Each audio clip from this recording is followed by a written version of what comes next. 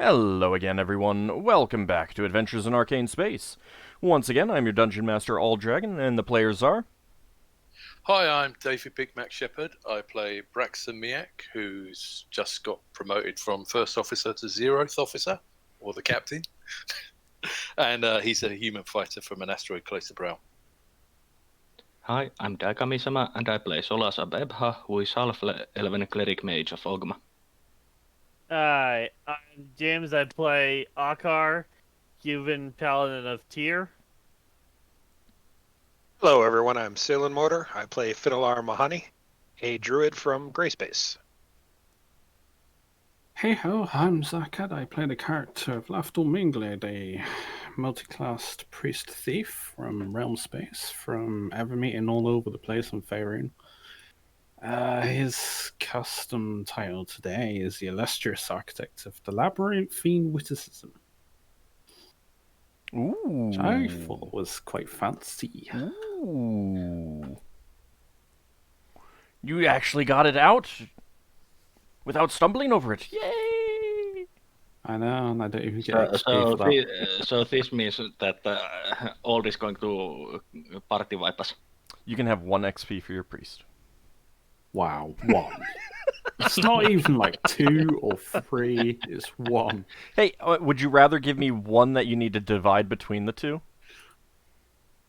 You would never give it to my thief anyway. Besides, you should have that 10% extra for priest XP since you have a high enough wisdom. Yeah, you got 1.1. I don't get that, because I'm a special priest, not a regular. And I'm missing my intelligence prerequisite. Oh, then yeah, you just get 1. Have you considered making like a little table where you can like roll D100 to get your title this week? I've been thinking about that, but it's kind of like... I don't know that could would either work. be- I don't think that would work.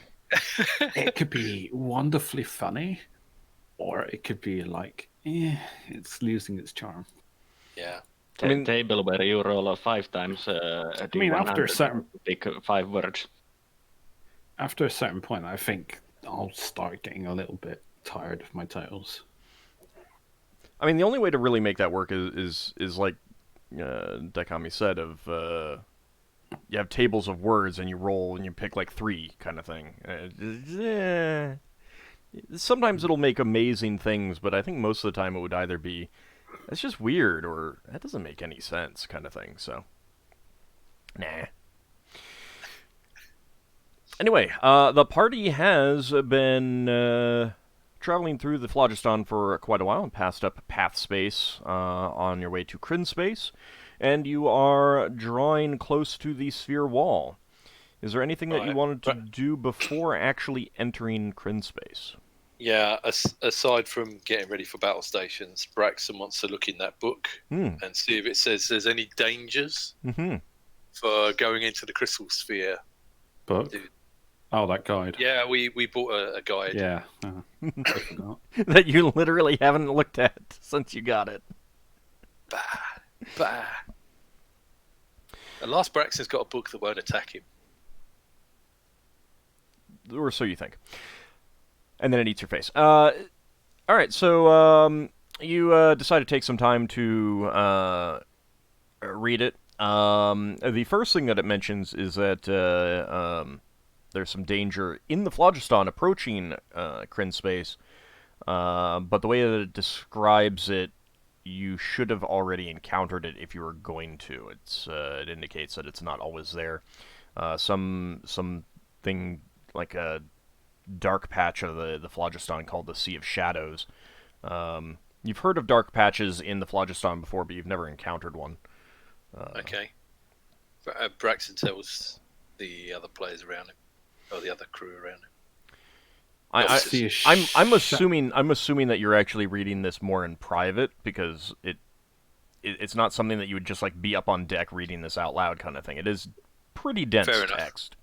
Fair enough. Even if it is only about 16 pages. Is that like a clump of like flowweed, like that makes it all shadowy and dark or something? No one's really sure what it is. It's just like, I mean, the phlogiston itself is bright and rainbow colored most of the time, but there are apparently dark patches that aren't bright. Okay, I'm glad we didn't drive into that. It does have some general warnings about Kryn space itself. It indicates that the sphere inside the sphere is generally chillier than many of the other spheres. Right. And it advises to get warm coats for the crew before heading there. The crew. Ew. Which we haven't done, No. but they might have codes. Yeah. Because of the cold, it does offer some warnings that ice hazards are pretty common, and warns ships to be careful, but also notes that in a pinch, that can be a good source of water when a vessel is running low. Right. Further, the other major general hazard it warns about are something called the black clouds, which, not being in the sphere yet itself, you're not sure exactly how that manifests or where it manifests, but it indicates that there is a kind of a ribbon orbiting the sun at about the position of one of the planets, and it strongly warns against entering these. They're very dangerous. It doesn't detail a whole lot of... It doesn't have a whole lot of details about what the dangers are, in part because it indicates that many who enter them do not come out. Those who have entered and survived have oftentimes been boiled or feel like they've been through boiling water or something like that. Sounds like we need a ship-wide protective spell. That's all nice. The description of it it highly recommends just avoiding it in general. There's no, in part, there's an element of not really knowing what is going on with it. But some vessels that have gone through have succeeded in getting through unscathed by minimizing any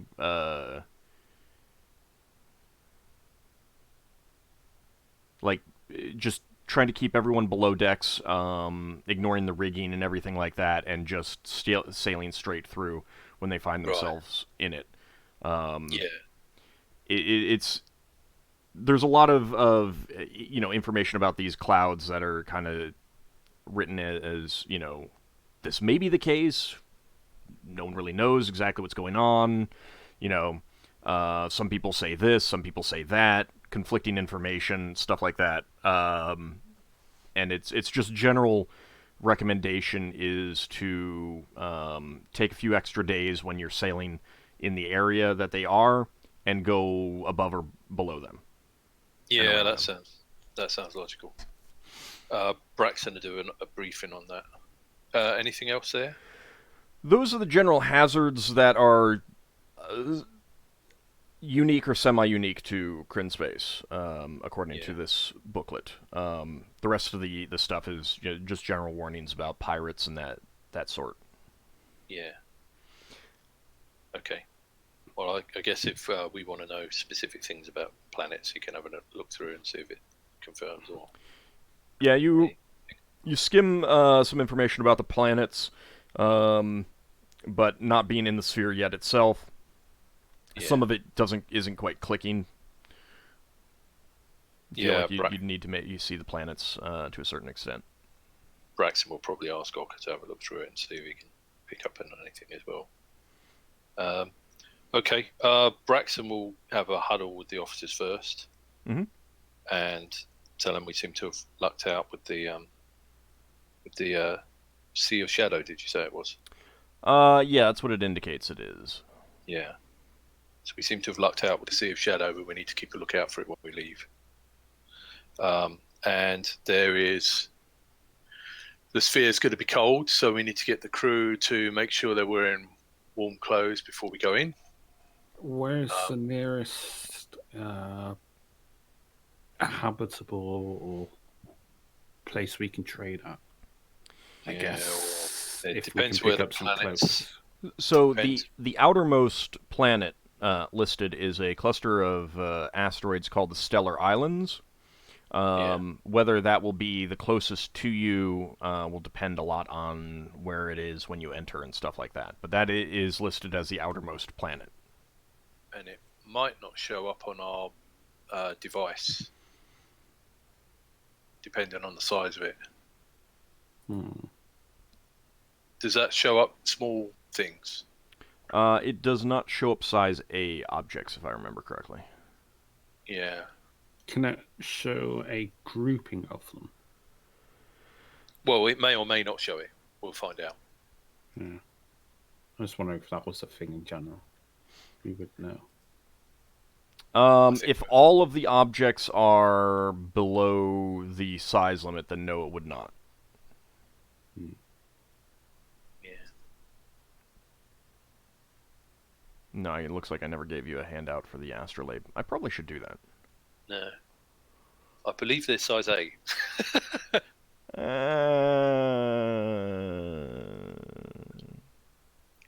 Talk about that when we get into the seer.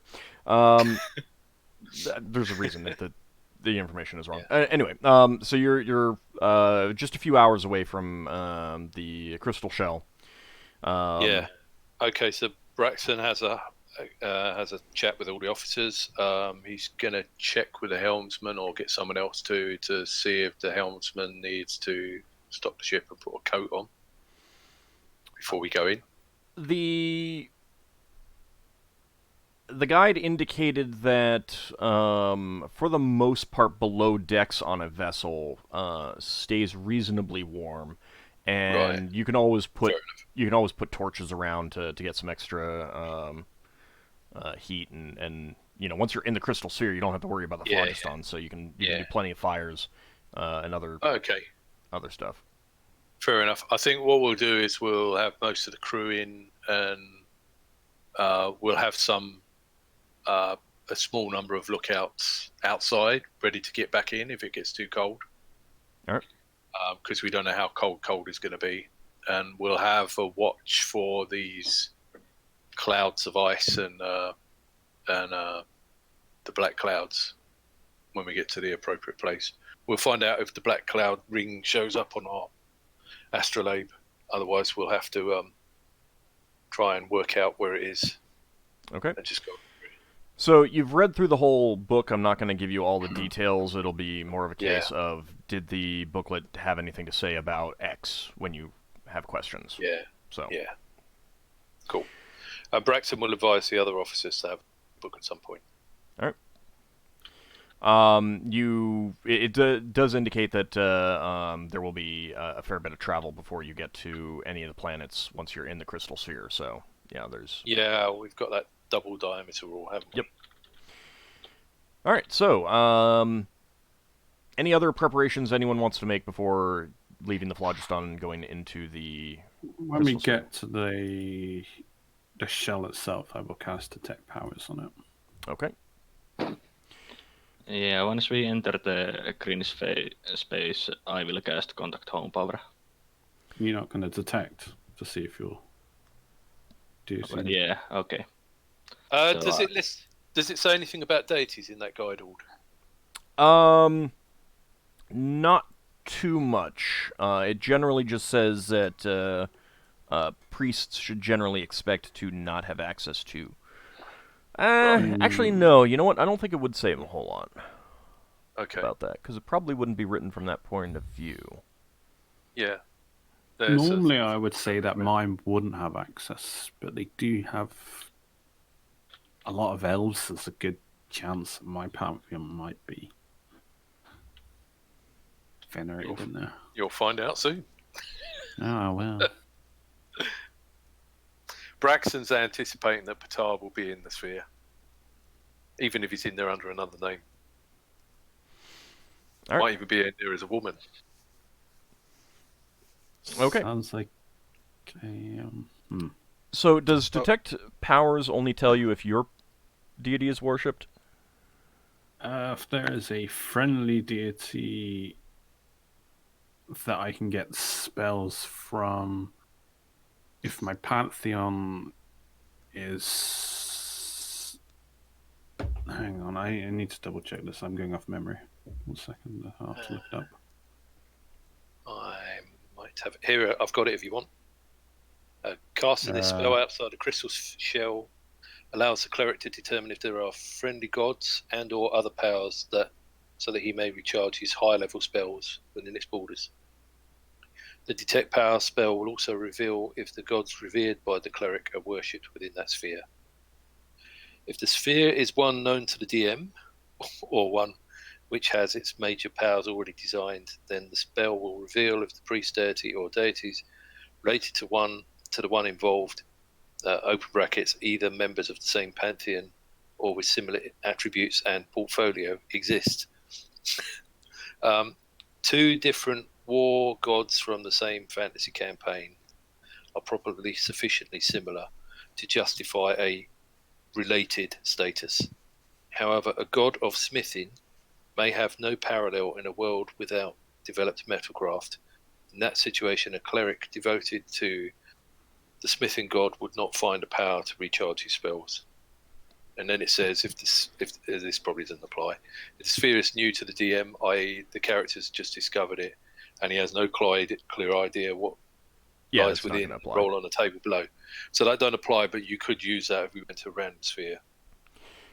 And then it says, while many powers will have similar portfolios and areas of interest, war, healing, agriculture, death, and so on, there are often at varying alignments.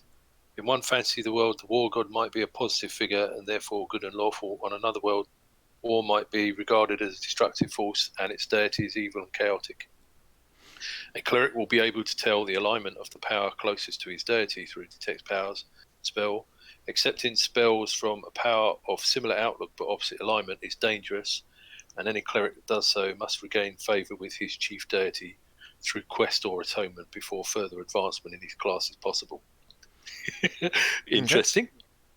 There are a number of speciality fates that exist only in space fantasy campaigns. Including okay. I think blah, blah, blah, blah. we got the point. All right, so who is casting detect powers? Lafdul is... And I will cast it. All right. And Finn. Okay. Did you remember your sand? Yes, we've always got sand. So, Finn and Solas, you do discover that there are your deities are not worshipped there, but there are similar deities that will be granting you spells. Okay. Lafdul, you discover that there is no such deity for you. Alas, contact home power for me. Is there a way for me to tell there's one for me? Doesn't matter because first and second level spells are from faith alone. Okay, cool. So the deities don't grant those. All right. And we'll also whip up a batch of fortifying stew again. Okay. Okay. So everyone can roll 1d4 plus 1 for bonus hit points. Plus 1d4 hit points. 1d4 plus 1 bonus hit points. Right, sorry.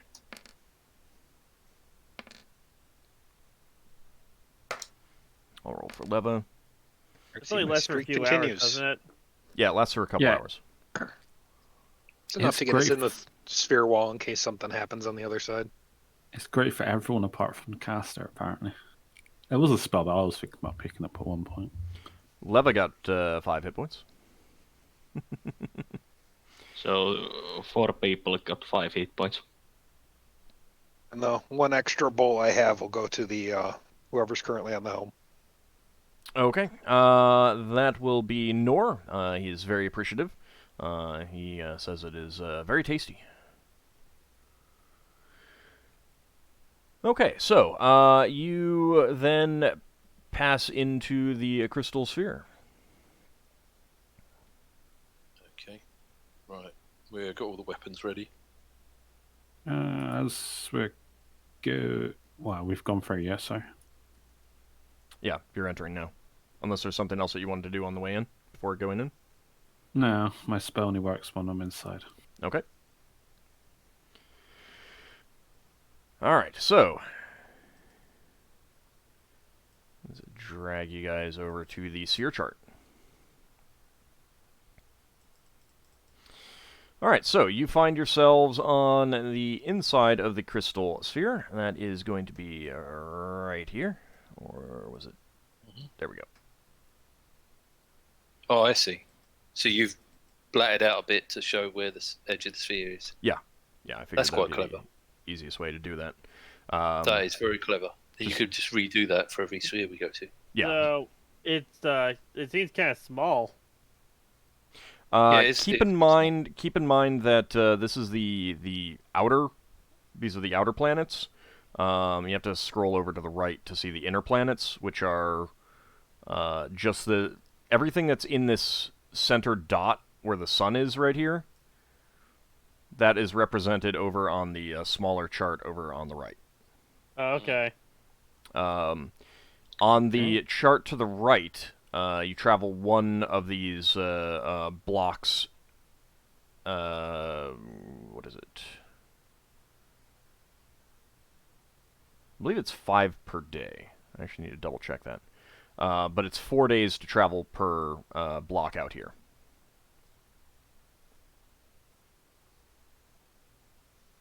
So it's not the biggest sphere, but it is considerably larger than Brawl Space.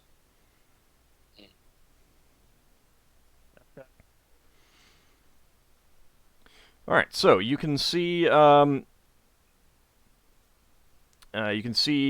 of you a series of planets. Not a large number of planets. The main ones that you can see are, of course, the primary body. There's a few small worlds orbiting it pretty close.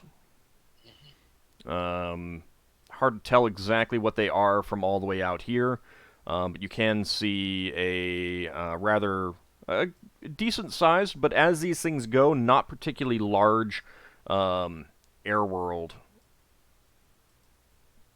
orbiting out towards the in the outer reaches. The sphere itself appears to be fairly normal. You're not seeing any star beasts. You don't see any unusual objects, and most of the worlds appear pretty spherical. You're not seeing any polyhedral worlds or cubic worlds or anything like that either. So I imagine there's one world that has 3 very distinct moons. From this distance, you can't really see the moons. Is it possible to identify these worlds from this distance based on the book? Yes, it is a lot easier to do so inside your Astrolabe chamber, though. Then we'll check it out with the Astrolabe chamber. It's bitterly cold. It's not bitterly cold, but it is, you'd say, a non-snowy, late fall, very early spring day kind of thing. Definitely jacket weather. But it takes a little bit for that to kind of like permeate into your air envelope. Yeah. Braxon's So it's not like it's not like entering it and you're just hit with a blast of cold. It just feels, as you enter over the course of maybe an hour, it starts to get cooler and cooler and cooler until it does get chilly. Braxton's going to tell Glau to be careful and advise him that it might be better for him to sleep inside while we're in the sphere. Feathers. Yeah. Oh, you don't need to worry about me. Us owls are quite used to cold. It is nice and brisk, but it is also nice to get into the warmth of a nice galley fire once in a while. I will definitely be in and out, I'm sure, trying to get Nice mix of the cool and the warm. We have a guide to the sphere. I suggest you have a read through it. I can get someone to turn the pages for you if you wish. Oh no, I can handle that quite well myself. But I am eager to see your Astrolabe in action for this Yes. new sphere that I have not been to. I'm quite excited to see what all the worlds are. Let us go down there now. Do come down with us. There's a cluster world, so I don't know if it's going to show up or not. So it's going to be interesting to find out. Yes, let us go and see. So is everyone going into the Astrolabe room? Mm-hmm. Okay. Yeah. So you activate the... Lafdul was in. He's just keeping an eye on the ship. Okay. Party can inform me. Okay. So everyone but Lafdul heads into the Astrolabe room and takes activates the Astrolabe to see what it displays for you. The illusion of the crystal sphere appears around you, and it kind of feels like you're standing in, you're floating in space itself. You can still kind of see all your furniture and everything like that, but it's kind of like all of this is superimposed over that. You can clearly make out the planets. They're not like perfect illusions of the planets themselves. They're more representative of like color coded for their sizes and stuff like that. And you pull out the guidebook to look around. You can begin pointing out, oh, this one must be that, this one must be that kind of thing. You can see that the cluster of asteroids is clearly indicated on your Astrolabe. Oh, great. But despite Good it job. being a cluster, you only see 5 dots making that. Yeah. Oh. So Braxon says to Cloud, maybe that means those 5 are bigger. And there are Indeed. other smaller I would things. imagine so, considering that the Astrolabe only shows objects that are larger than, say, a brawl in size. They must be significantly larger, I'd imagine so. So Solas will take the guide and basically point out each of the worlds and identify them and read a bit of the generic information in there. All right. So the outermost world is the cluster labeled as the Stellar Islands. The guide indicates that it has no formal spelljamming ports, but ships are welcome to land and trade. The residents are friendly, but the guide recommends being careful because they don't take too well to people who wish to move there. They're very protective of their own lands, and they're not interested in new residents, it says. But they are very open and friendly and welcome trade opportunities. The next planet it indicates it's called Nismoth. The guidebook indicates that it is very difficult to find this planet, but then says something to the extent of it's perfectly fine since it is pointless to visit, has no known civilization, and is just a vast fetid swamp. Recommends avoiding it if you come across it. It orbits at the same distance as the black clouds and is often hidden by them. Right. Your Astrolabe shows it clearly. It does not Yeah. show any indication of these black clouds, whatever they are. Yeah. Okay, so when we get close to that orbit, we need to watch out for those clouds. Yeah, and basically that'll just mean that traveling through that ring will take twice as long if you're Yeah. going up, over it or below it. This The ring. guidebook does indicate that it is not too difficult to avoid them if you take that amount of time. But it also says that, so far as anyone can tell, the clouds do not make a continuous ring. So it is possible to sail right through the orbit path that they're in and never encounter them. but it recommends against trying that because of the danger involved in the black clouds. Being black, the only indication that they are there up until you're just about on them is the fact that they can obscure clouds. Not clouds, they can obscure the stars behind. Right. So what we need to do is have people looking at the stars and seeing if any of the stars disappear. That's going to be the only way we can see them. I guess the sun might disappear as well.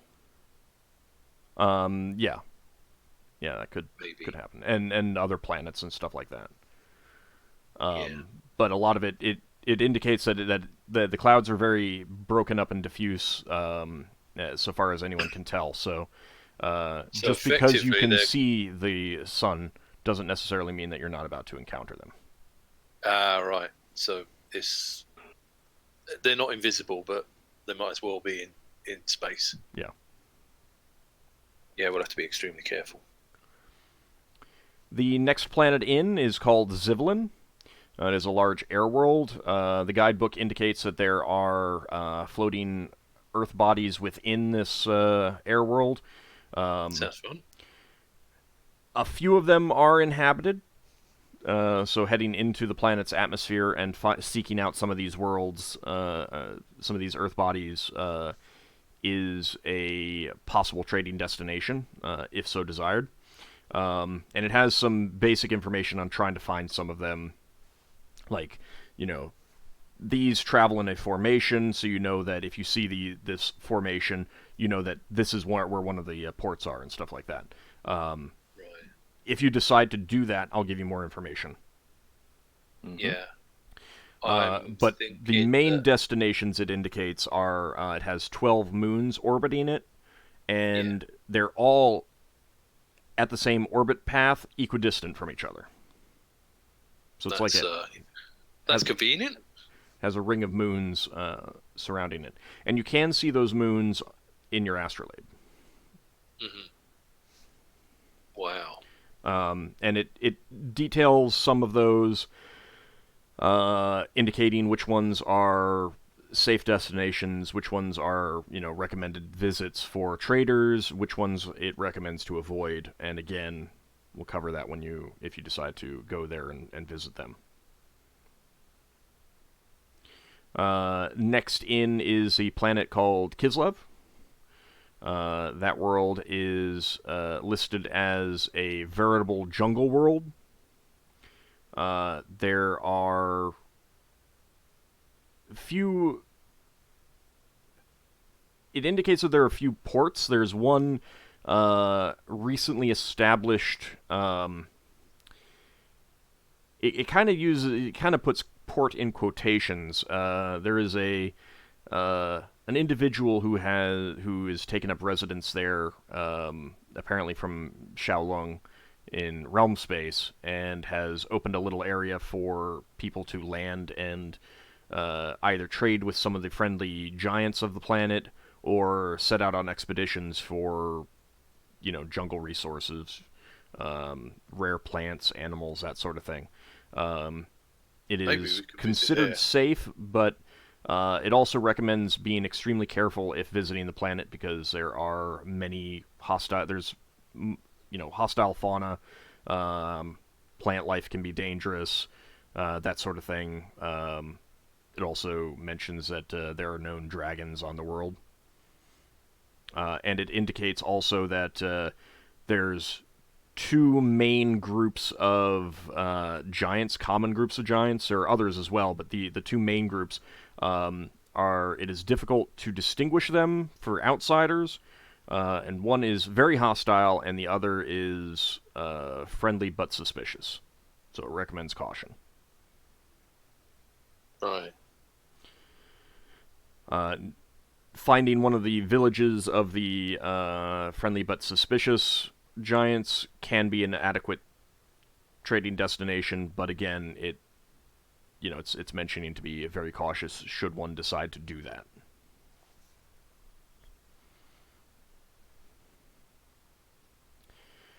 that. Next inward is the planet of Kryn itself, the namesake for the sphere.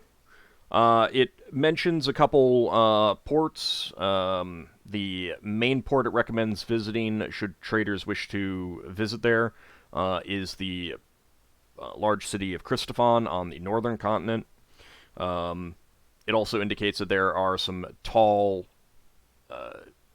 stone towers surrounding an enormous ocean of lava that are home to many gnomes, and those are also acceptable trading destinations should one wish to do so. The southern continent, it indicates, it basically says caution warranted, may want to avoid, has recently undergone a great war. And it also indicates that the planet itself has gone through a recent major cataclysm. Be careful when visiting, that sort of thing. The whole world is still in a lot of upheaval. But on the southern continent, it indicates that the two main recommended ports to visit are the city of Palanthus, and it kind of indicates how you can find it from orbit, and then a mountain city in a extinct volcanic caldera that is home to tinker gnomes, called Mount Nevermind. Those are the recommended ports to visit there.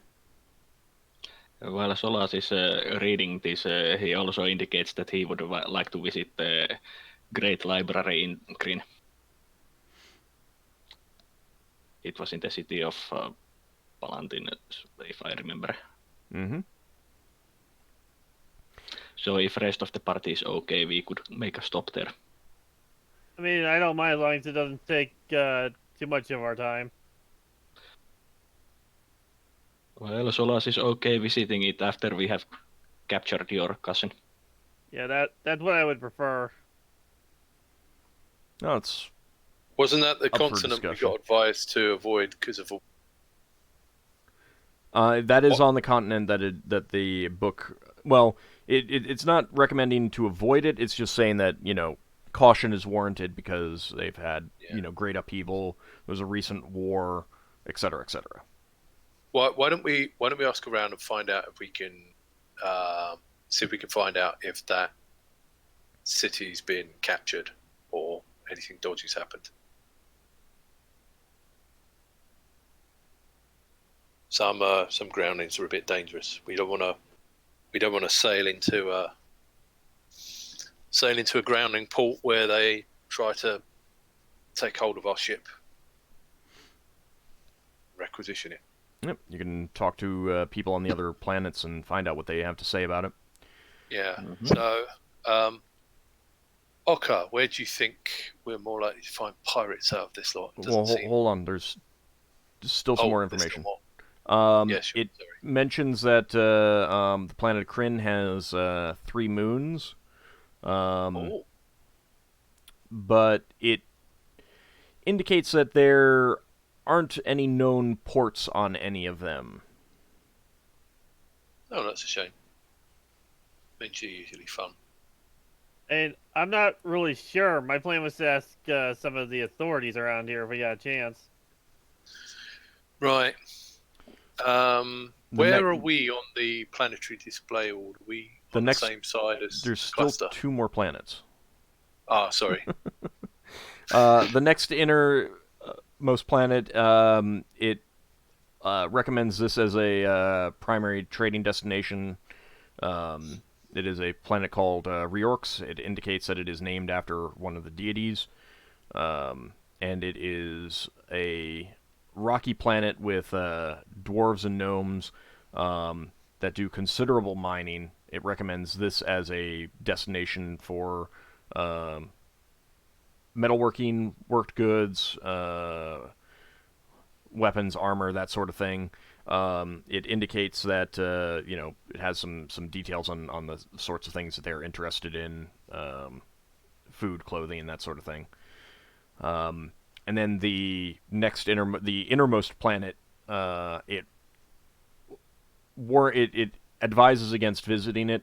It may appear reasonably safe from orbit, but it is in fact an inert fire world.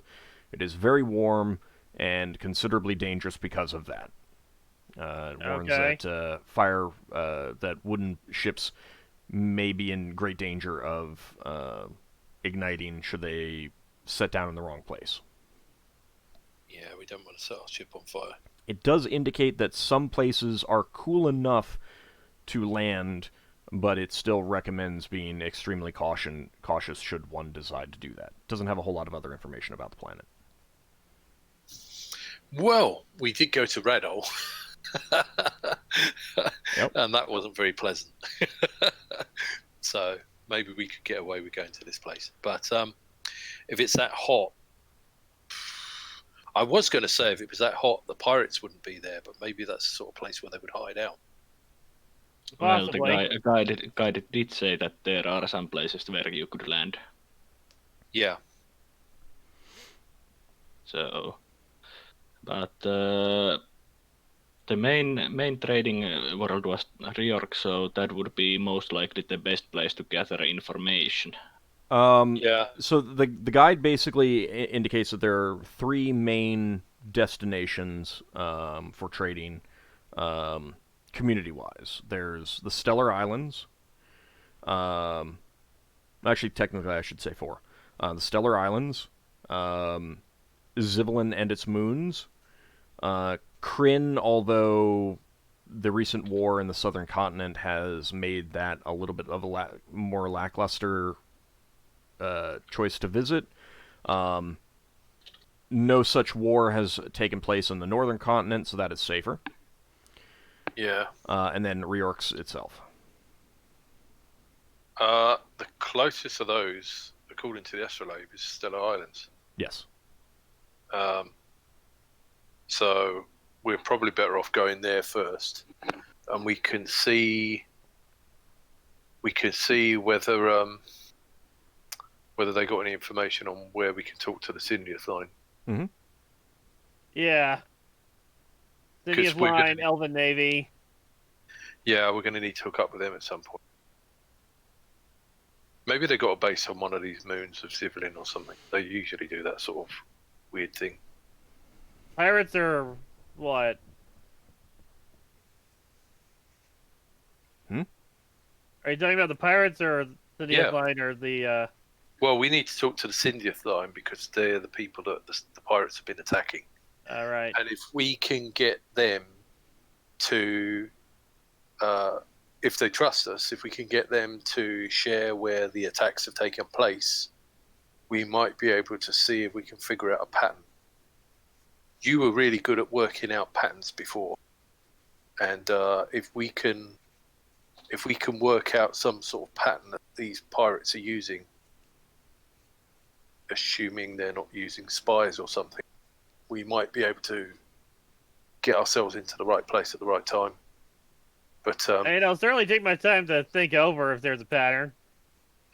yeah, I mean, it could also be that we have to randomly move around the sphere looking for this pirate. Because we found Yeah. pirates in Iron Sphere, but we haven't found all, have we? We found some of them. We might also want to pay attention to rumors of possible smaller locations that aren't shown on the Astrolabe that might contain the pirate hideout. Yeah, there might be Since somewhere. this Astrolabe only shows the large enough places. Well, I don't see anything in the guide, but things like Dwarven Citadels can be anywhere, can't they? Yes. So there could easily be rogue asteroids. Yeah.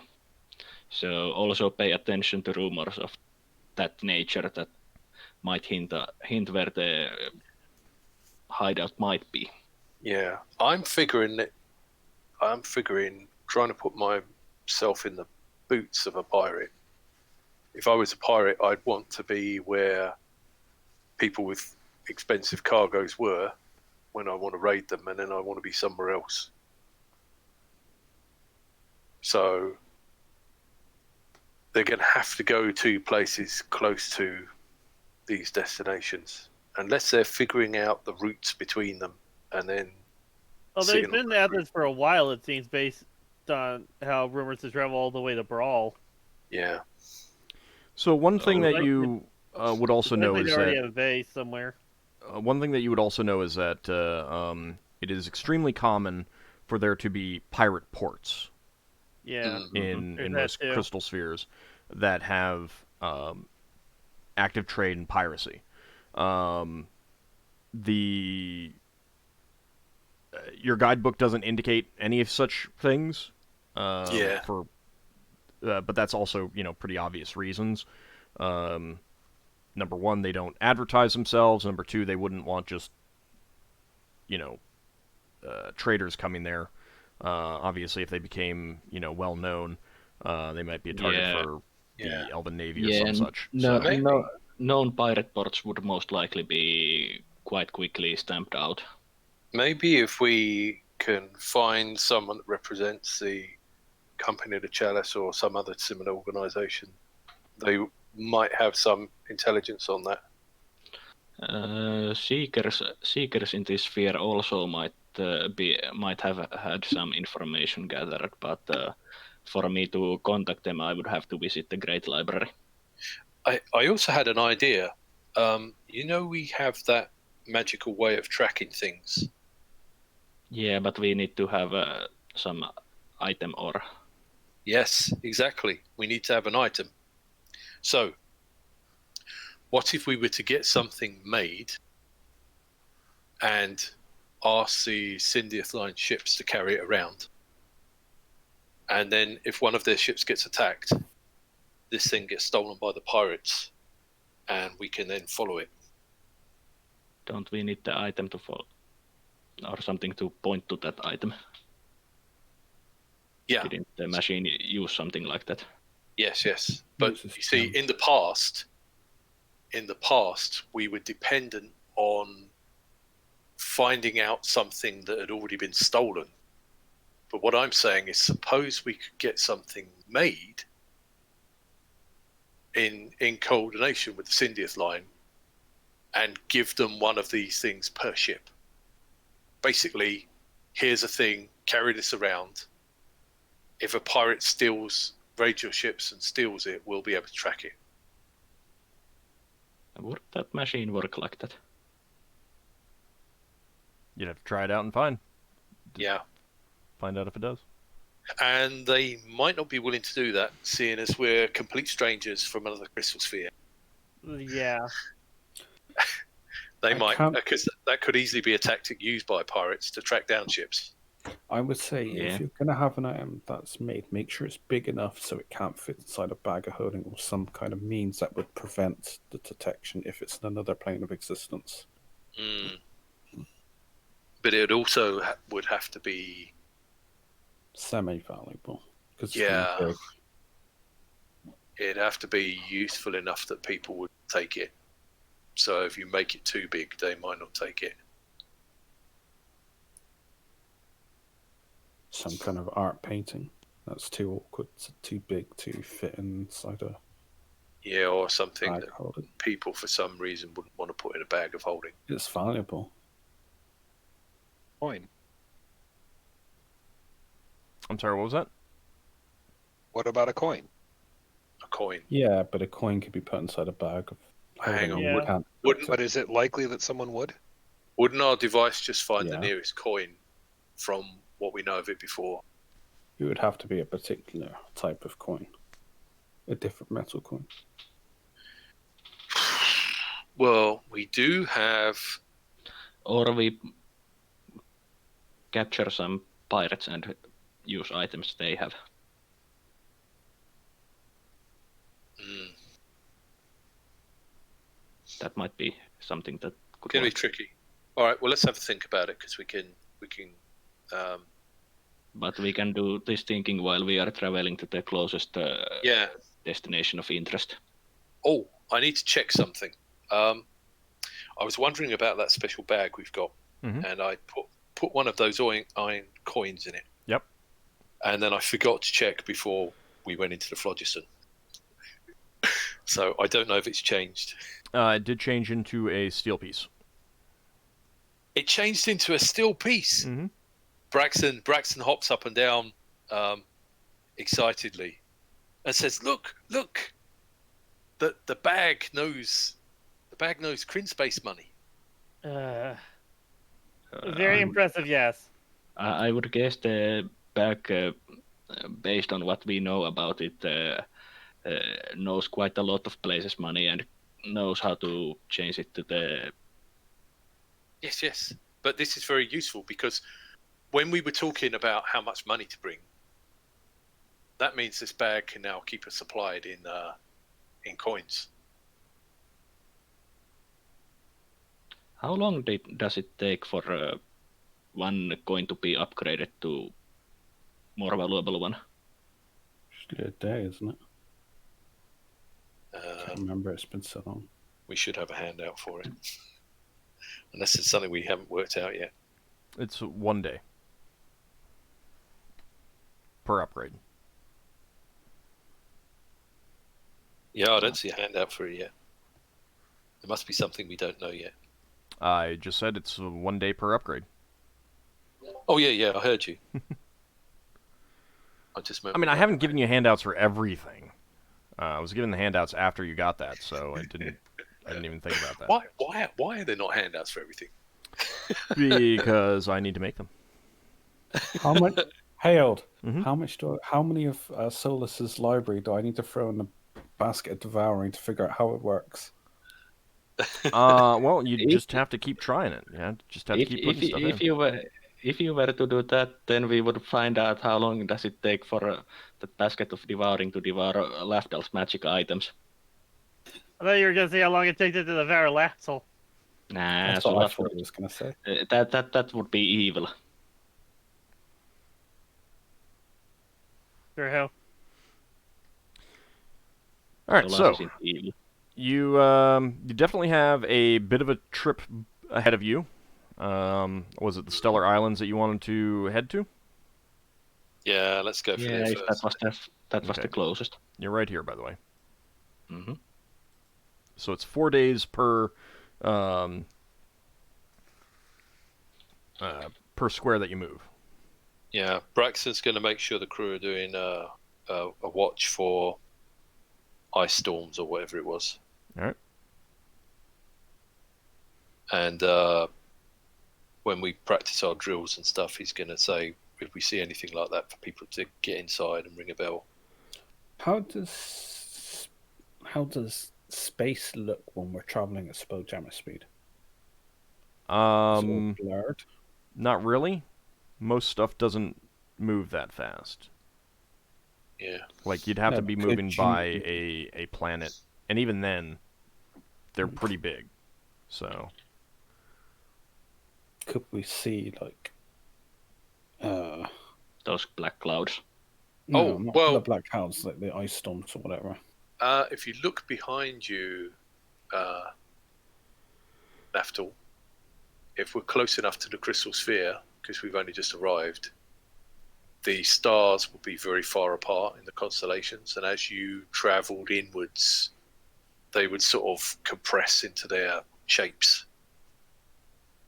So you could tell from that, but you probably couldn't see it happening. You know, you just go and have a look again, and later, and you'd say, "Oh, that shape behind us has got a bit smaller." yeah, pretty much. I think there's some lizards that can see the sun moving, but I don't think elves can.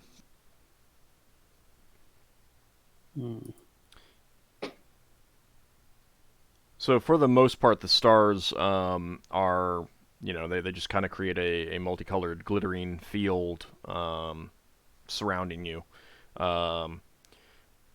Turning back to look at the crystal wall, it's mostly just pitch black with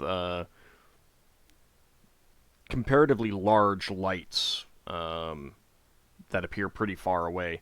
As you move away from that, they will seem to, move closer and closer to a center point, so to speak.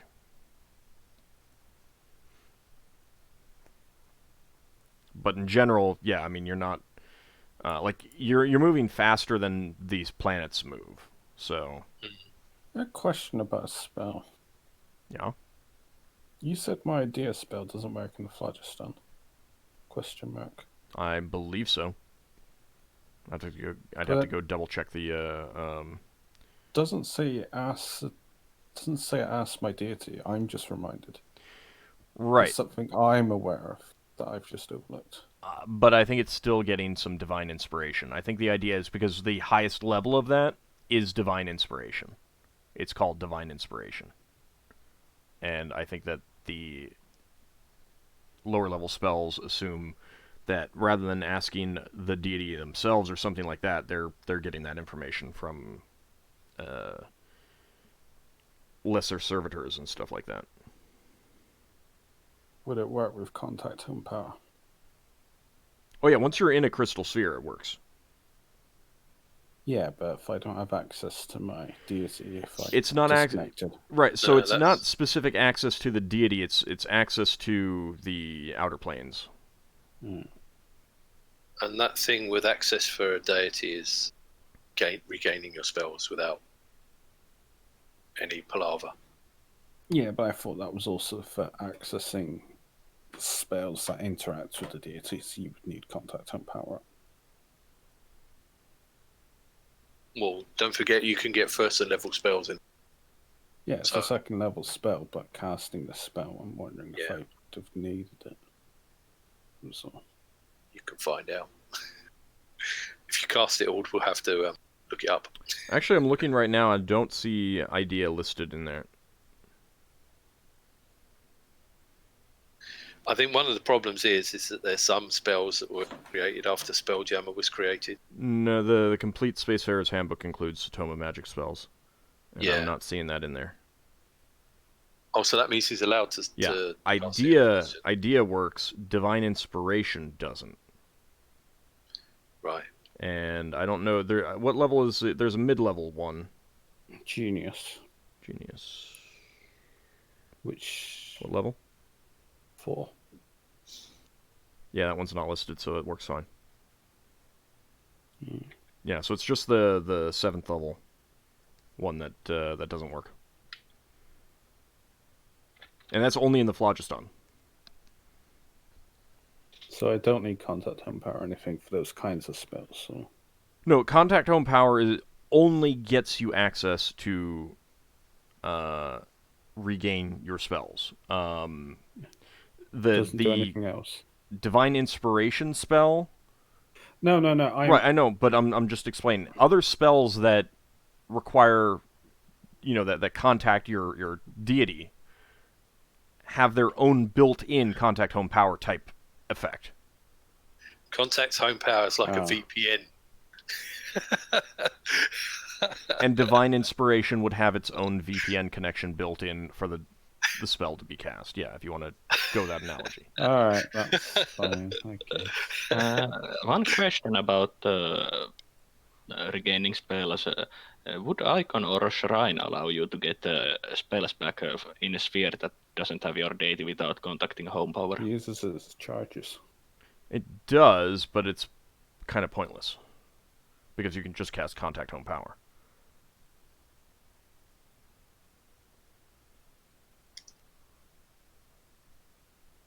So yeah, I mean, you can use it, but there's no point in doing so. It was mostly technical question. All right. One thing that I did want to mention, Ockar. So, having being at the doorstep of your destination, so to speak.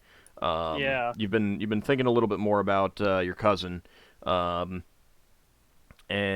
you don't know if they're still with him, but he did have 3 friends who left with him when he went off to become a pirate.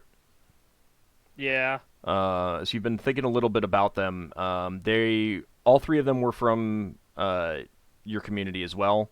They were kind of his, he led them, but they were his, his bully henchmen, so to speak, when you were all kids. Do I remember their names? Yes. One of them was named Blother. Give me a second. I'm bringing up a notepad. All right, I'll type them in for you as well. Okay. Thank you. And he was an incredibly angry young man, who basically only listened to your cousin Njord. Okay. But he was also kind of the muscle of the group when that needed to be done. Just a mean brute of a man, or young man at the time. Okay. Then there was Vringer. You actually don't remember much about him other than the fact that he was there. He never really stood out to you, but he was just, always there, one of the hanger-on kind of thing. Okay. And then there was Hurlgang. And he, to a certain extent, he would have been the most reasonable one of the lot if he hadn't been such of a, so much of a friend of your cousin Njord. He was probably the smartest of the bunch. And he was also the one who took the most interest in actively learning how to fight properly. And when he fled, he stole his father's heirloom sword. Okay. So it was an old sword that had been in the family for quite a while. Actually, no, I'm sorry. His father got it on a trip when he was a sailor, and never told anyone how he got it. But his son stole that and his father's armor and shield when they all fled to become pirates. And Okay. from your point of view, he was the biggest loss, because if he hadn't been friends with Njord, you think that he would have been a good, good warrior, a good sailor, that sort of thing, an actual productive member of society, kind of thing. Okay. So when we get into Kryn space, I'll tell you this. So we're not only looking for Njord. There's a chance we're gonna be running into some of his friends too from back in the day, the guys who ran off the brawl with him to become pirates. Well, So you know what these people all look like? yeah. Well, I remember what they looked. When did they run off again? How many years ago? I think it was 6. I think that's what it was. I mean, I remember what they looked like 6 years ago. They'll probably look generally the same. Maybe one of them has an eye patch or something. Who knows? One of them was this big guy, Blother. He's probably gonna be quite a bruiser if we run into him. I remember him causing quite a bit of havoc to some of the other kids. Vringer, I don't really remember much about him. He kind of hung around. Hrolgong is one that we're gonna have to really watch out for. He's kind of reasonable from what I remember, but he's definitely most likely to be the most skilled out of them, other than Njord, probably. He also ran off with an heirloom sword and armor and shield, so he's probably well trained. Yeah, to use him by now. Mm-hmm. Maybe you could work with a person who can do sketches at some point, and see if you can draw pictures of them. I can try. For all we know, they're not even still with him, or they might have died by now. But there's always a chance we could run into them. But it might be useful. If we can get that. We can show pictures to people, especially when we meet the Syndiath line. Yeah. Because if he might have done something where at least one of them tries to get a job with the Syndiath line in order to feed back information. Yeah. And if we can find out how he's tracking their ships down, we can do something about it. Right.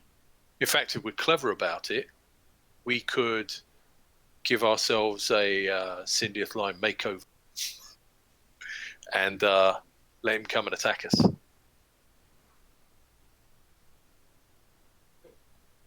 I wonder if there's a spell we could get cast that makes us look like a cargo ship. Battle dolphins are occasionally used as cargo ships. Yeah. But because I mean, one of the big advantages of them is the built-in shuttle, which allows you to just, do trading on a groundling world while also having a better defended transport vehicle, so to speak.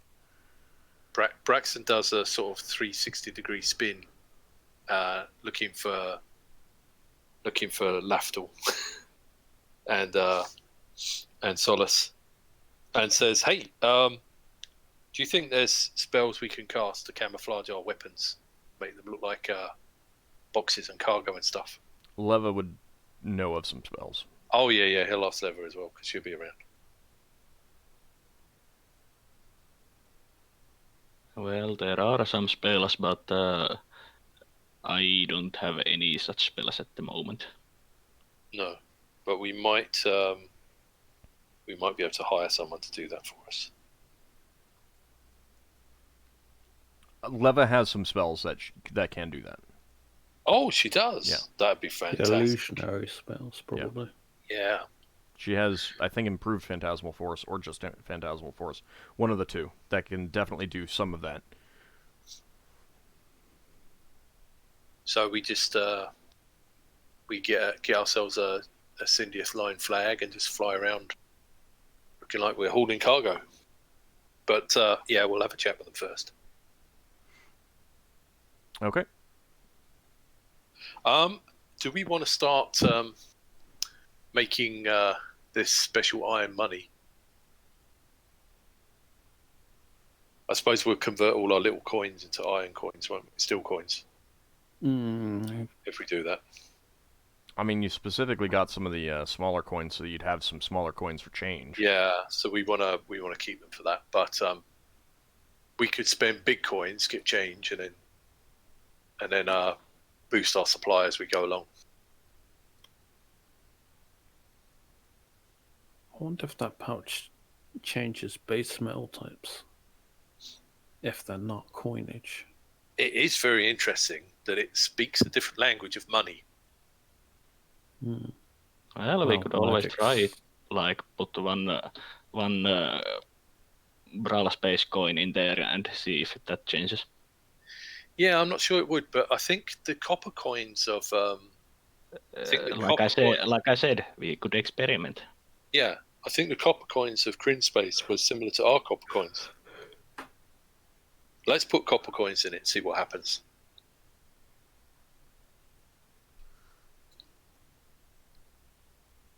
So did you say that iron coin turned into a steel coin? Yes. Right. So I need to subtract one iron coin and add one steel coin.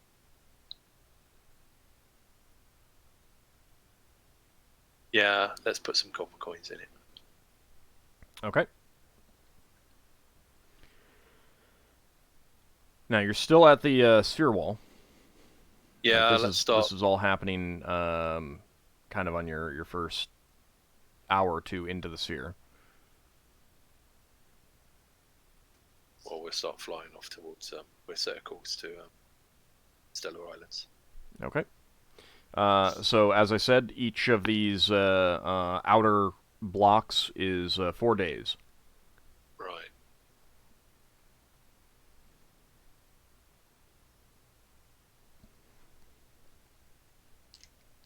You can move the token. Oh, sorry. So we've done 4 days in. What do we do about diagonals? Can I go from this one to this one? If there's an overlap, you can go diagonal. If there's no overlap, then you can't. There's a very slight overlap. That's enough of an overlap. Okay.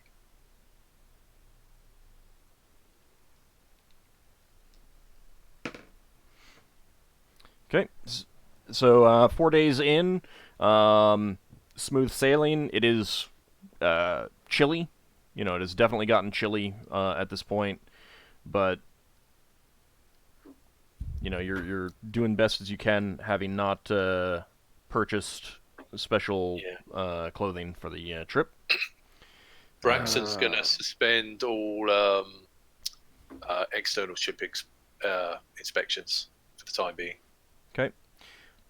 If I we would need, cast. yeah, go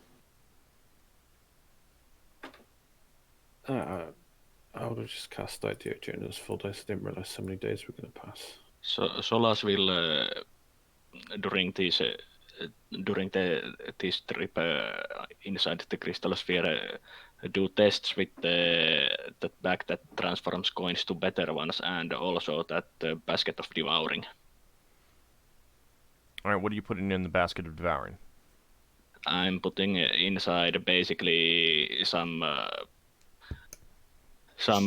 scraps of paper that are not usable, and some other kinds of scraps like clay scraps Do you want some wooden offcuts? and wooden offcuts. We've obviously always got something like that, or broken nails. Basically testing how quickly the basket devours these materials. All right. Table How types. often are you checking it? I will check it Daily. 2 times a day Okay. Let me see. at first. Give me just a second. Starting after shift. Yeah. And like I said earlier, I will test the bag that transforms coins by placing some brawl space coins in there.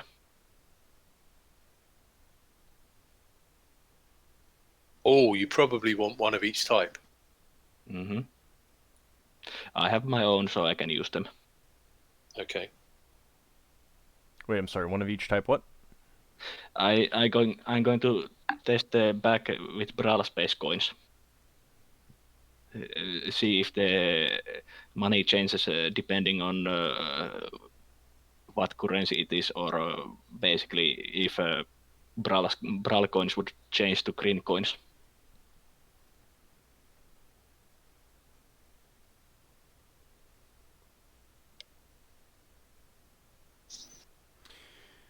Okay. So you find that are you putting in a mix of coins in the bag? No, I will put only brawl coins during these tests. Okay.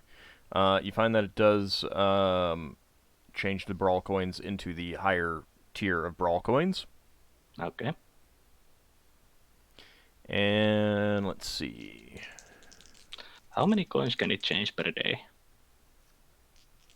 10. I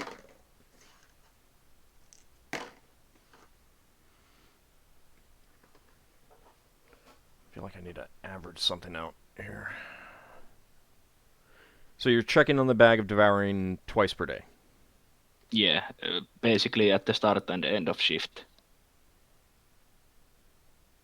And I will put things in usually at the start of shift.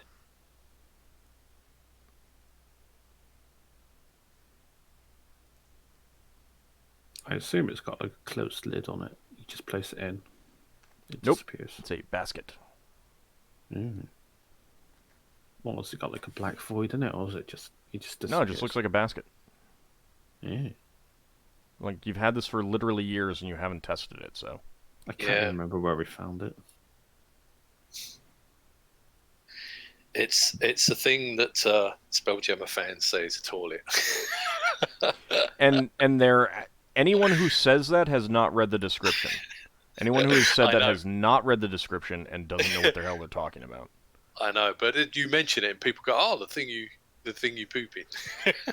All right, so when you check back the 12 hours later after putting some scraps in, you do find that the items inside have vanished. Okay, I will ask Braxon to produce me some larger piece of wood, like some wooden block that is. Do you mean something bigger than the basket? No, not bigger than basket. Some bigger block of wood that can fit in the basket. Right. And also I will use one of my extra clay jars and put it in there and like test with larger pieces of items than just scraps. Let's have a look. See if we've got like the end of a plank. Oh, you know when we do those hull points and it doesn't work to strip it off, that would be getting us a lot of scrap wood. Yeah, You got a few hundred arrows. You could throw in an arrow. I'm basically interested in testing one larger and more solid object on the wood side. So just so you know, it's basically like a bucket-sized object about a foot in diameter and a foot tall. Yeah.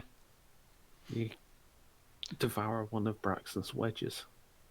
Hey, took me a while to make those wedges. Make more. I could make more, yeah, but Got let's time put to offcuts. I've got offcuts in that are bigger than wedges. So you're putting one of these larger pieces in? Yeah. It's still less than a foot in size? Braxon says we should put something in bigger than a foot. Mind you, it might make it explode. No, I want to keep it in the size of the basket, but basically as big as possible. So about a foot? Yeah. Yeah. Okay. So you put it in and then check back 12 hours later? Yeah.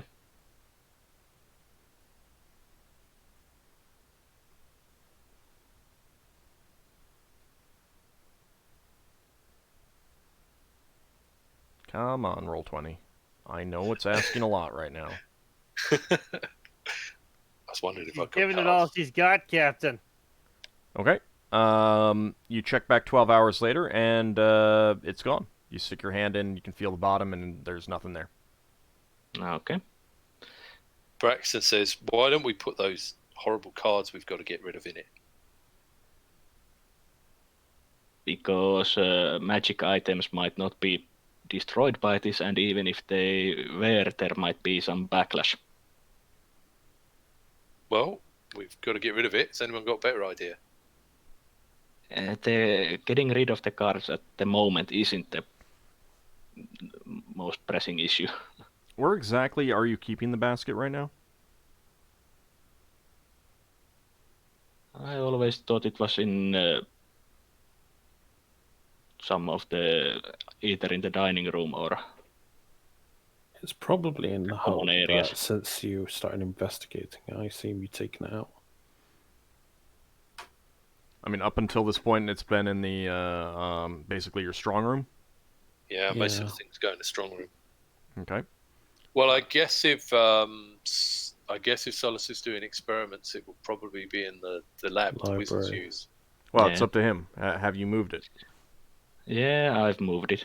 Okay. On moving it, you found that because you dropped it when you got to your to the lab, and it landed bottom side down, so face up, open side up. Even though it looked like it was going to land on its side, it seemed to like shift as it was falling, so that it would land open side up. Basically straightening itself up. Interesting. Right. So what are you going to put in next? I will put one clay jar that I fill with random stuff and seal. Okay. Is it still smaller than a foot? Yeah.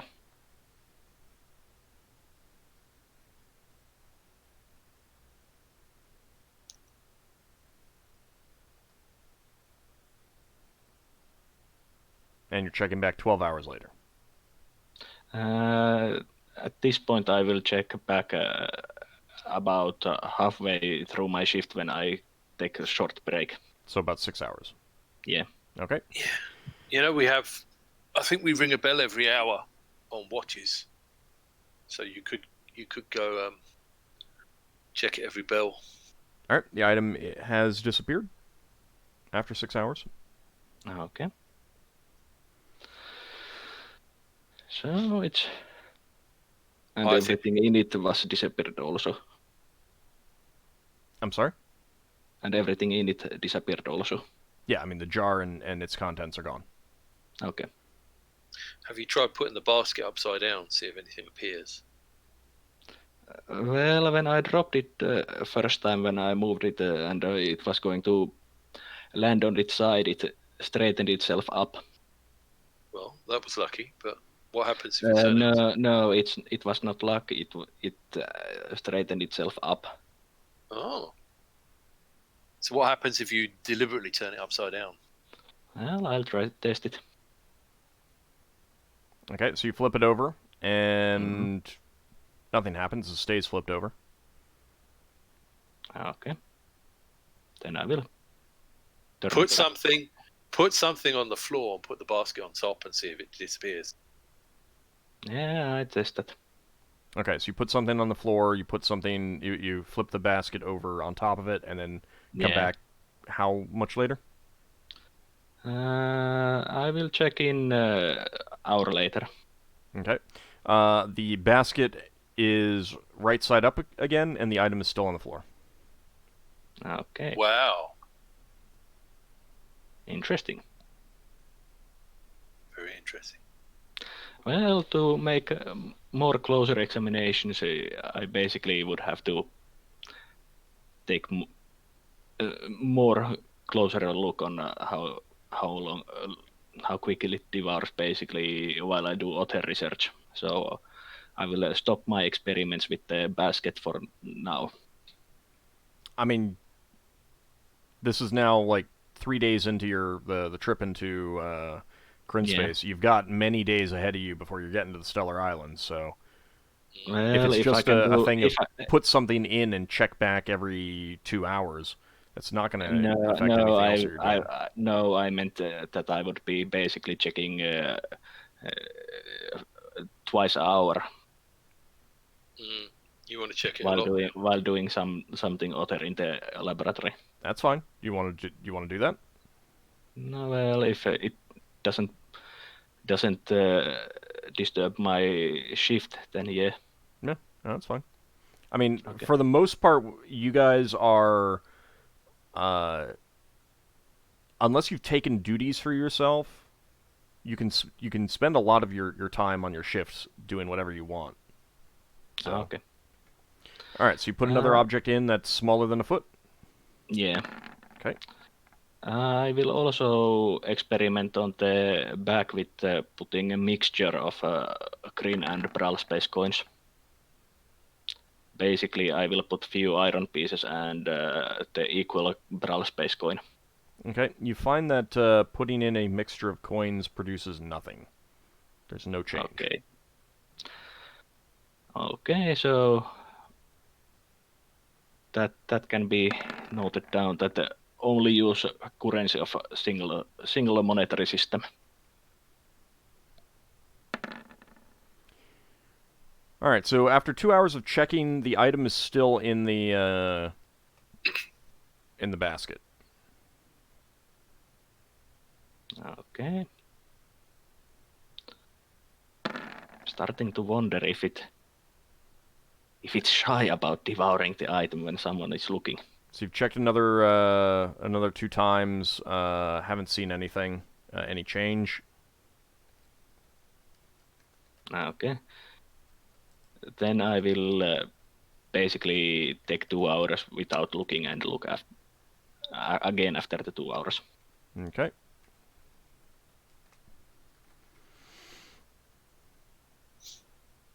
I think Braxon might want to try an experiment as well.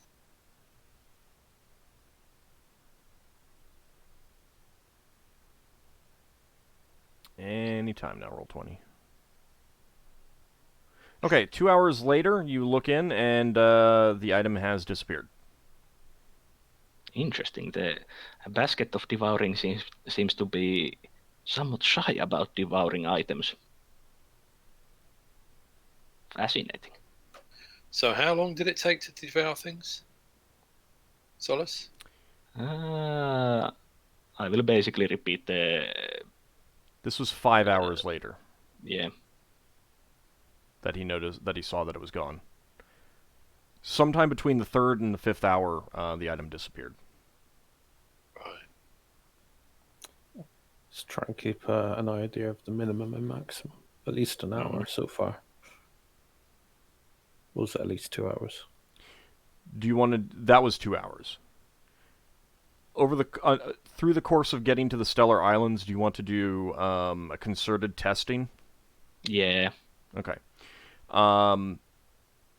There is a 5% chance every 10 minutes that the item disappears. A flat 5% chance. So you'd have to disappear a lot of stuff to work that out. Well, there's quite a lot of scraps to be have. Actually, I mean, like, you wouldn't need to disappear a lot of stuff. You just need to check frequently. Yeah. Mhm. It's like a load of wooden chips. See how long it takes for them for each one to disappear. I mean, in your mind, you're not saying 5% every turn. No, Yeah. that's not how you're Yeah. thinking. It's just Basically, I'm thinking that there's a random variance in when the there's a item random- is disappeared. yeah. And the good news is that does mean that, if you toss something away, you can be like, oh crap, no, I didn't actually want to throw that away. You can grab it. The bad news is that if, your ship is under attack and it's like, crap, I have incriminating evidence, toss it in there. That incriminating evidence might still be there when you get boarded. So Yeah. Yeah. But basically, I should be able to estimate about the interval when it might disappear. Yeah. To that 10-minute period. On average, it takes hours Yeah. for anything to disappear. And you would find that anything larger than a foot does not disappear. Yeah. So it does only work Nice. for small things. But it's quite useful to have in the lab. Can get rid of failed stuff. So if no one is against it, Solas will deposit the basket in a safe location in the lab. You could always Safe. You could always put it by the door so that if anyone else wants to use safe- it, they can just pop in and toss something in. Safe location, as in nothing is in danger to accidentally falling in it. Are you going to specify non-organic? Or at least dead matter? Well, I did use wood, but I didn't use any food scraps. We need to try food. We don't know how it's going to react. Someone's going to put something in that's bad. We do it under controlled tests. Well, I can do those tests also. All right, so you try it like with some- food. You're going to try it with Yeah. food. All right, that does disappear. However, because it takes a few hours, some of it does begin to smell, depending on what you put in. Yeah. Oh. Yeah, I'm not going to be putting in anything like a bowl of soup in there or. For the Is it viewers, this is Yeah. why anyone who says, "Oh, it's a magical chamber pot," is absolutely 100% wrong. Anyone who says that has not read the description. Anyway, moving on. Oh, Alright, so- surely you could wrap things up in brown paper. I mean, yeah, if you want to do that, but But it's just as easy to basically toss it overboard. toss those things overboard. Yeah, that's what jettisons are for. All right, so you've figured out the basic usage of it. You can, if there's ever anything that you want to specifically get rid of, Playing cards. you can make a note of that. Hmm. Yeah, Brax is going to definitely bring that up at the next meeting we have over dinner. Well, we haven't tested what kind of backlash there would be trying to destroy magical items, especially such potent magical items. Well, I could I'd do rather an not. augury. Yeah, that'd be an idea. I'd rather not test the basket of devouring with another magic item. I mean, during the next set of 4 days, I'll use an augury to figure out what would be the implications of putting the It took deck him a of lot my longer things than in it. 4 days, but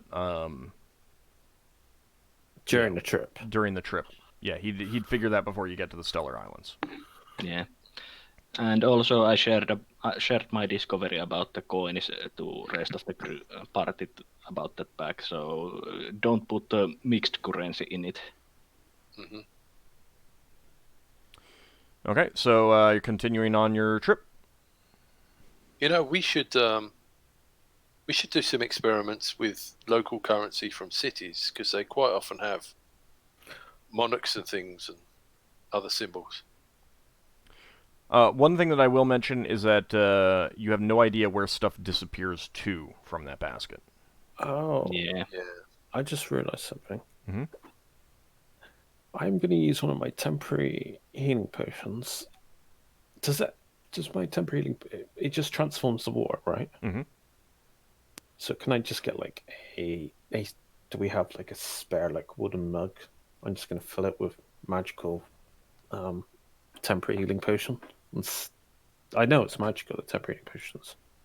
Yeah. Well, They're magical potions. Yeah. So I'm going to put that in a basket of devour and see if it devours magic. Okay, so you get maybe a chipped wooden mug that no one's going to use anymore. Yeah, and I fill it up with temporary mug or something, healing okay. potion. All right. Yeah, at some point that does disappear. Devours magic. At least, well, temporary magic. Well, we have to be certain before we try with the cards actually what happens in this. I doubt it actually destroys them. It might just deposit them on some pocket plane.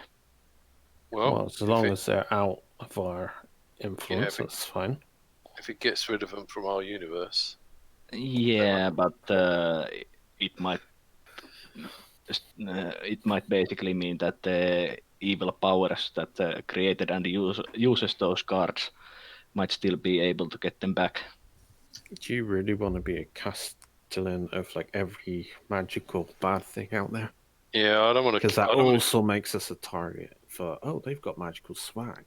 I don't want I to mean, carry I want to destroy the cards. I don't want to just transfer them in place where they might still be That's possible. Well, available for the demons or devils or whatever they were. Lafdul's got his spell, where he can see whether it's a good idea or not. Also, since it takes hours, it might be that the cards might just compel someone to use them while they are in the basket. Not if we put them in the basket of devouring and in a locked cupboard. We'd also have to be prepared to... We could also maybe leave the... Will the dead box fit in there, Ald? Yeah, what? No, most definitely not. It's larger than you a don't foot. want to throw that way. Well, no, I just thought if they were trapped in the dead box, they couldn't do anything. Can I augur it? Just see I predicted to get a prediction, I guess. Sure. What is your chance of success with augury? 70 plus 1% per level, 77.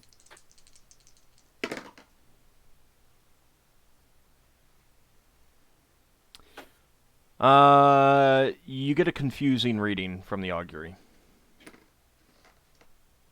Confusing. Yeah. Your augury, it's giving you conflicting information. Contradictory information. Cast it the next day. That doesn't actually work very well. You'll continue to get a confusing reading for... Maybe you are. Like, if there's no other significant change, you're going to continue to get the same reading for the same action. Maybe you asked the wrong question. What question did you ask your spell? Is it dangerous to... Just... I assume, is it dangerous to put the cards in this basket, or is it a good idea, or something along those lines? Will harm come to us if we attempt to dispose of the deck within the bag of devouring? Right. You got a confusing reading to that. Right. Interesting. So unless something changes or you're investigating a different course of action, like you're basically always going to get the same reading for the same course of action. Like that. It doesn't matter what wording you use. Yeah. If the course of action is same. Yeah.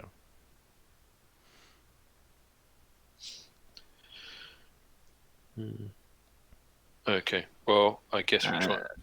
And Guess we try and drop. also one reason why we should not try using that basket to devour the cards was that considering that pretty much all the temples that we asked about destroying those cards said that they would not want to do it in Brawl. When it you would be destroy dangerous. anything of power, then whoever created it generally has an interest in. Oh, that's gone. Okay. Well, here's an idea. We're looking for this pirate. At some point, we might fly past the Give it to the pirates. See what happens. Yeah, we could do that. We've got the inner fireworld in the inner part of the crystal sphere. We got told that's very hot, so we can see if we can find out how hot that is, and just drop the playing cards into the atmosphere. I mean, the guide did say that you can enter the fire world if you're there are places that you can land in there. I know, but what I'm talking about is a place where you can't land, and we fly into the atmosphere, throw the cards overboard, let them drop, and fly off. Can I do a different argument? Can I do an augury on what would happen if I would just try and burn the deck? All right, give me just a second.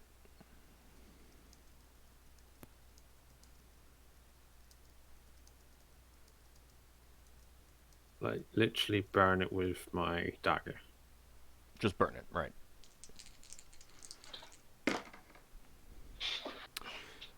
All right. Your augury indicates that it doesn't indicate whether it would be you would successfully do it or fail to do so, but it does indicate that course of action bears great danger. Well, you would know from this reading, you can tell specifically that it is not indicating success or failure. So it may be successful, it may not be successful. You can't tell one way or the other, but it does indicate that it would be dangerous. You know, I've had a thought. To me, or the act is dangerous. It would be dangerous. Yeah. I've had a thought before when people were trying to get rid of this. It seemed to want to change people's minds. So maybe if you tried to set light to it, it could control your mind and stop you. Quite possibly it's powerful enough.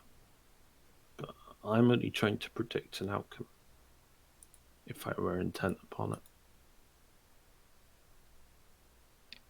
And your augury says that the action itself would be dangerous. Yeah. Outcome of the action is uncertain. Ask your spell next time you can do so. Maybe what would happen if we threw the dead box with the cards in onto a fire world?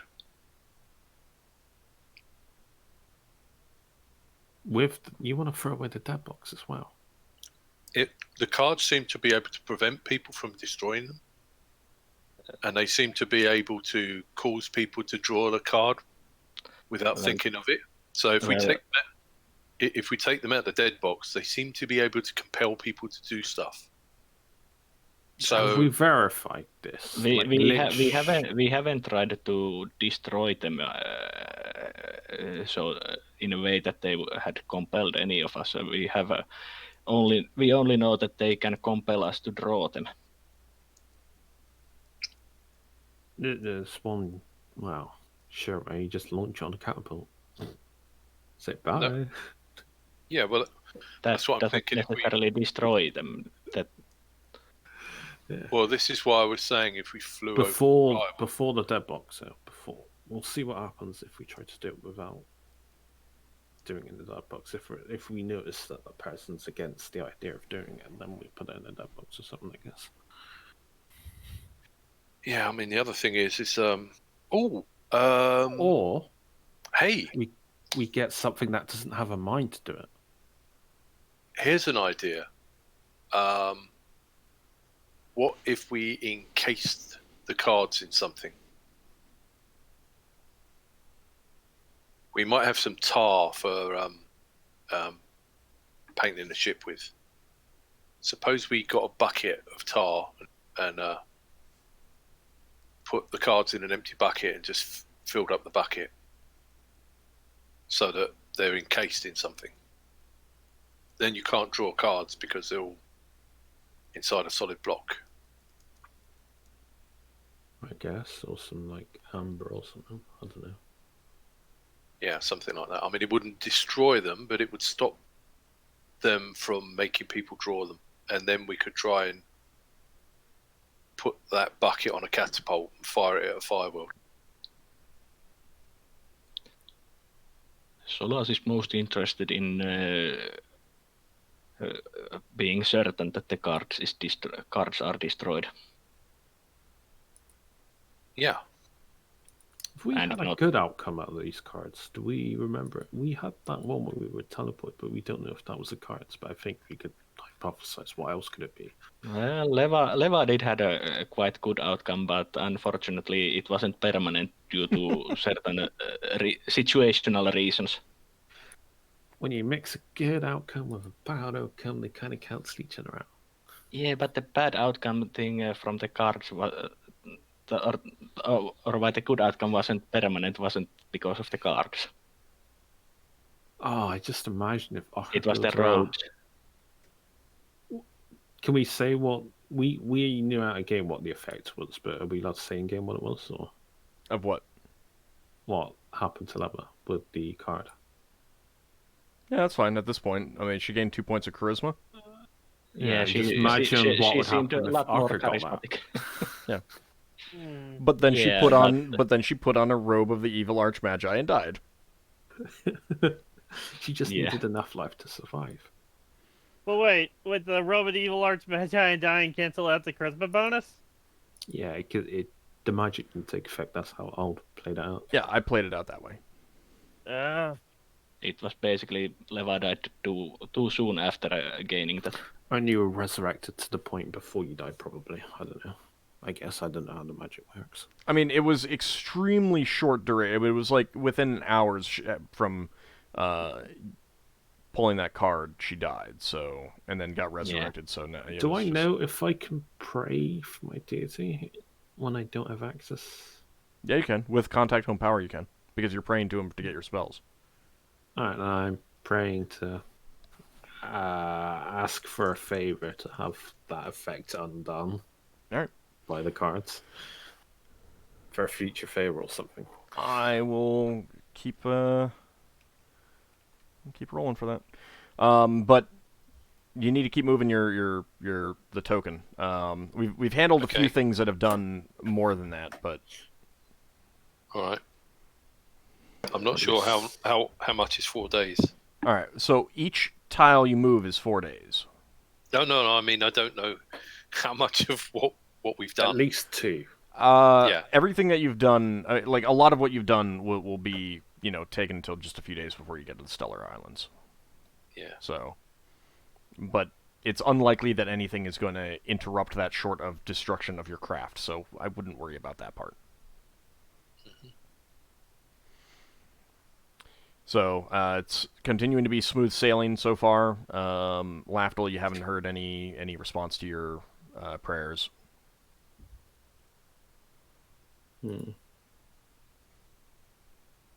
No, it is not 12 feet to the Stellar Islands. It's 12 I was- Spelljammer feet. I was wondering if these rotate. And if we're going in a straight line. I'm sorry? Do these bodies rotate the sun, the equivalent? Yes, they do. They do, but much slower than we do. Oh, right. The inner ones rotate a lot faster. We're basically moving 1 million miles a day. So if I say that you've had smooth sailing, then you can move on to the next. Oh, so I have to listen for smooth sailing. Yeah, I said you had smooth sailing so far. Moving down or which way? So I will note sir. that at this point, like this is a straight line all the way out from here. There is no overlap, so you will need to go along the ring. Yeah, I know. So.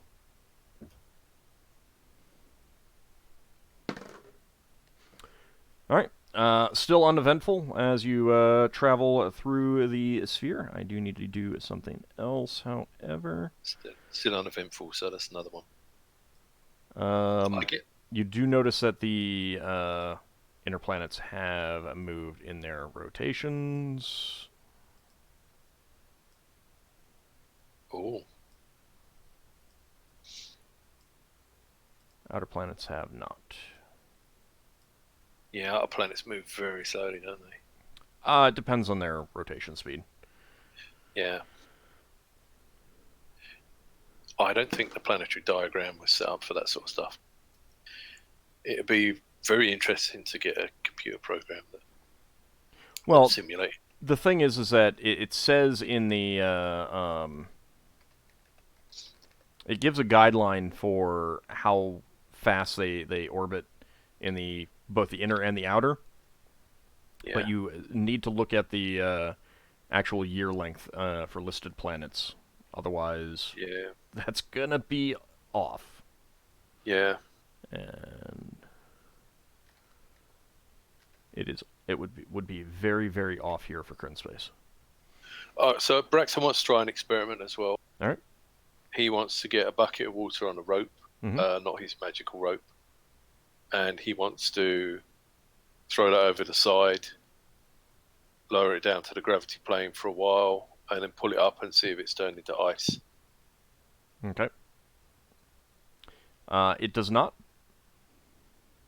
He's gonna put his finger in it, see how cold it is. It's cold. It's cold water. It's just not frozen. About the same as it was on deck.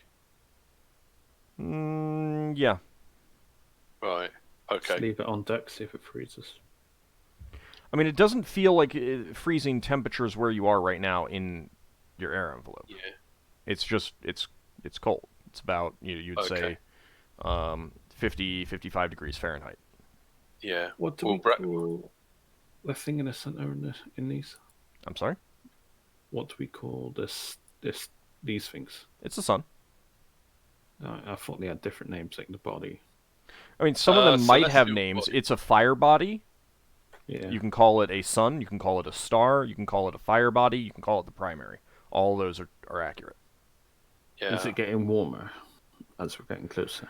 If it's getting warmer, it's not noticeable. Oh. Any object in a crystal sphere is also called a celestial body. All right, so you've had smooth sailing so far.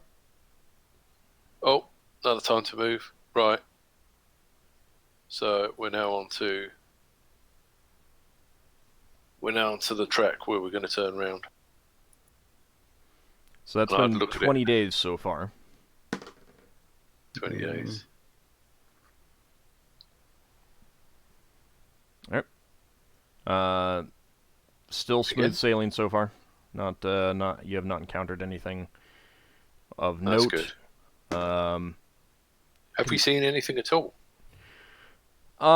Not particularly. Like, I mean, some of the inner planets have certainly advanced in their orbits, but that's about it that you've noticed. Yeah. Okay. No sign of space fish or anything like that. Yeah, no, you've seen a few stellar fish, but that's about it. Yeah. Nothing. But again, that's not really of note. Like that's pretty normal. Yeah. I'm just wondering if we'll see anything like furry fish.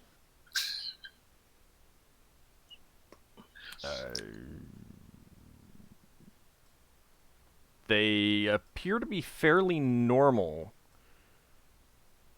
Okay. so far as you can tell. Yeah, I suppose if we caught one and cut it up, we might be able to tell where it's thicker than. Okay, so you can continue on. Okay.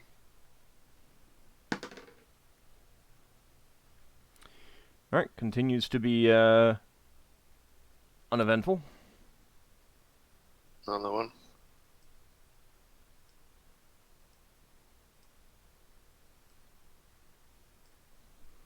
So this must be 32 days now. Looking at glyph of boarding, I might set some glyphs aboard. I'm wondering if I can set it based on evil, can't I? I can't specify piracy or something. Does it say that?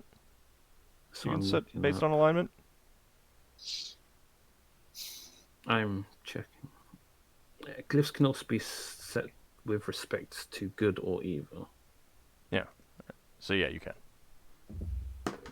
So we put some glyphs around the ship in case we get attacked, boarded. That's good. If you got time to do that. Did you buy enough incense? I have 10 incense on me. All right.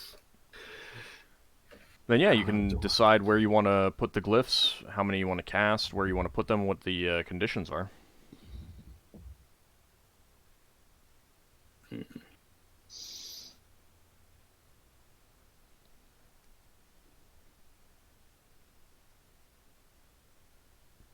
I mean, do you want to?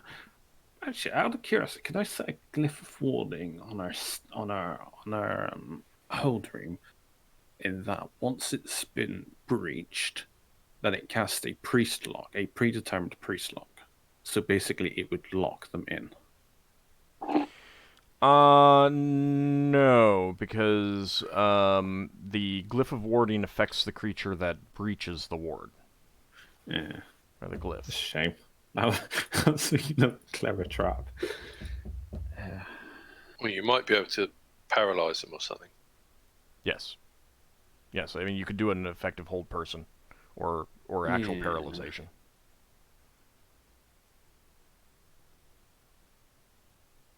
But that would be up to you. Yeah, I'm just looking through the spells. What kind of effects are not like instant death? I mean, you can give it a bit more time to think about it if you want. We are coming up on our break anyway. Yeah. Yeah. All right, so how? Yep, go ahead. How about softwood? To cast softwood. Yeah, but keep in mind that that would only last a half an hour. Yeah, that's the whole point. Is to disable them. Combat should be over by that point, or at least be noticeable by someone. And they would still get a saving throw. Like, it wouldn't be automatic. No. Alright, I'll see if I can think of So, something else. are we arriving now? You can move into the tile, yeah. So I make that, unless I got it wrong, I make that 36 days. Yes. Which would be another movement for these planets. Okay. All right, so you are approaching the Stellar Islands. You have a pretty good view of them now.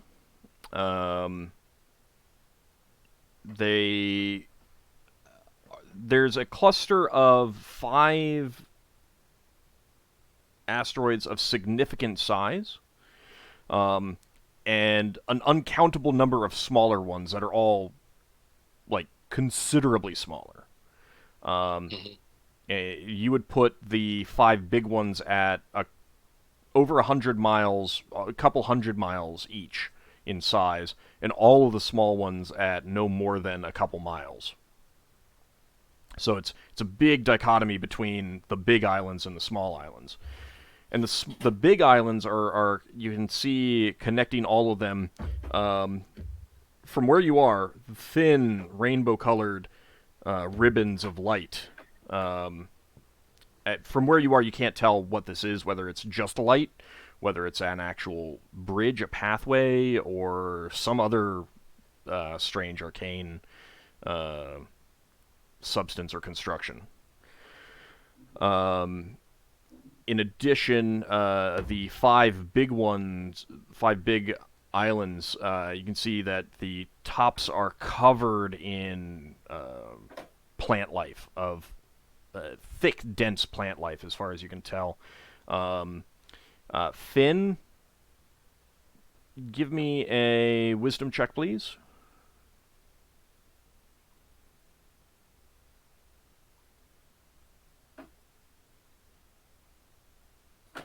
You here, Finn? Yeah, I'm here. Okay. I was just getting it set up to roll, that's all. All right, that's fine. I just wanted to make sure.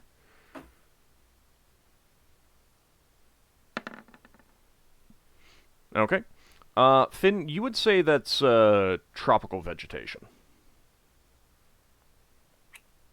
Hear that? So, you guys can keep that in mind if there's any tropical stuff that you want, or if that means anything to you personally. The largest of the islands, you can also tell, has a volcano on it. There's a plume of smoke coming out, and you can see a little rivulet of lava coming down one of the slopes. The other four all have mountain peaks in the center as well.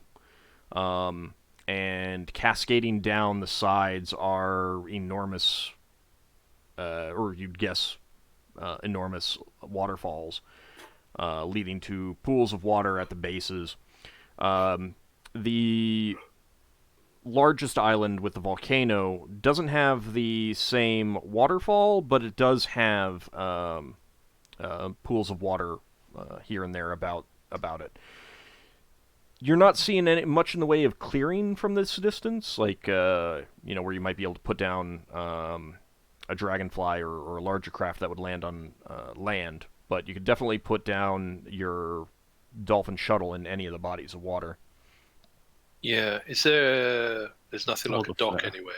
Not that you're seeing, but you're still, like a couple hours away at this point, closing in. However, as you're closing in, you do see you've dropped down out of spelljamming speed to see a tradesman with a pair of catapults on its rear deck, and it is basically coming straight towards you on a direct intercept course. Okay. And we're going to take our break right there. Ooh, so we find out what this tradesman craft is doing. It's a pirate, and we win Crin space and can leave.